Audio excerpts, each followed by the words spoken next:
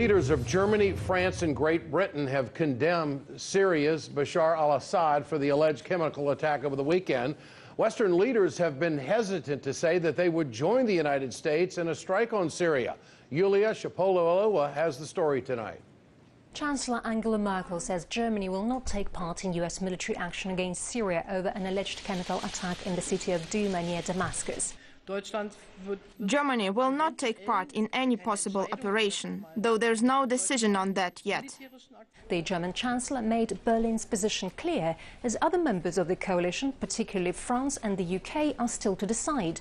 British Prime Minister Theresa May called an emergency cabinet meeting to discuss the country's response to the situation in Syria and potentially approve an attack against Damascus. We've been working with our allies and partners, and we're rapidly reaching an understanding of what happened on the ground.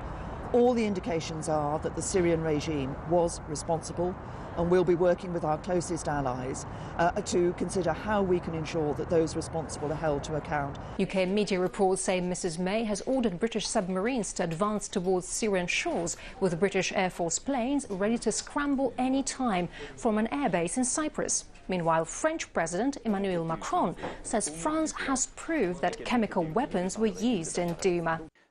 We have proof that last week chemical weapons were used, at the very least chlorine, by the regime of Bashar Assad.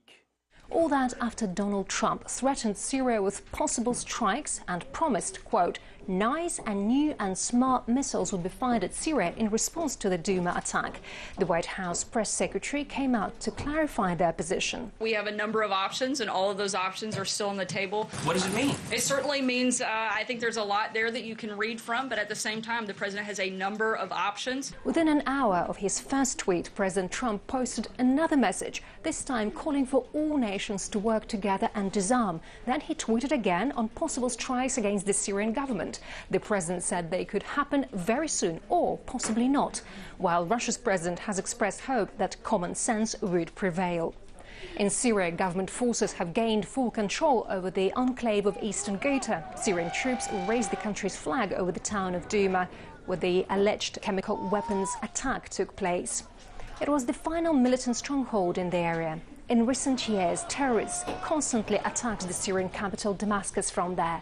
So clearing Ghouta from militants now is strategically important. Most rebels and their families were earlier evacuated from eastern Ghouta under a deal brokered by Russia. Over 4,000 armed extremists have been taken to Idlib. Civilians who were held hostage by terrorists for 7 years welcomed government forces with glee. Many have already begun returning to their homes.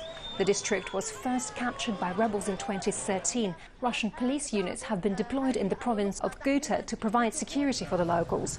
Now the city of Douma is waiting for experts from the Organization for the Prohibition of Chemical Weapons. They are to determine whether a chemical attack actually did take place.